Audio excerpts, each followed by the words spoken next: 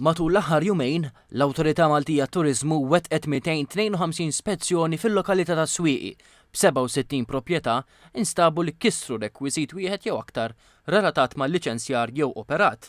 Apparti minn hekk, 6 proprjetajiet instabu joperaw mingħajr il-liċenzja jew l-awtorizzazzjoni meħtieġa. Fi stqarrija l-MTA qalet li sa issa inħarġu 14 l-avviż ta' infurzar u 6 proprjetajiet tniżlu fuq il-lista sewda. L-MTA qalet li din l-operazzjoni tifforma parti mill-ħidma kontinwa biex tiżgura konformità sħiħa mal-qafas regolatorju li jirregola dan is-settur u biex tkompli ssaħħaħ il-kwalità tal-prodott turistiku Malti.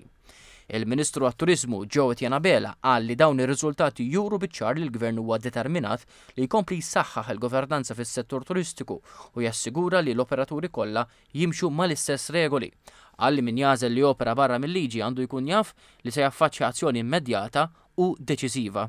Il-Ministru Abela żied li dawn l-operazzjonijiet ta' nfurzar huma parti minn strateġija usa għandalan tkompli tejjeb il-kwalità tal-akkomodazzjoni turistika u ssaħħaħ il-kompetitività ta' Malta bħala destinazzjoni li tpoġġi l-kwalità, il-konformità u s-sostenibilità fiċ-ċentru tal-iżvilupp tagħha.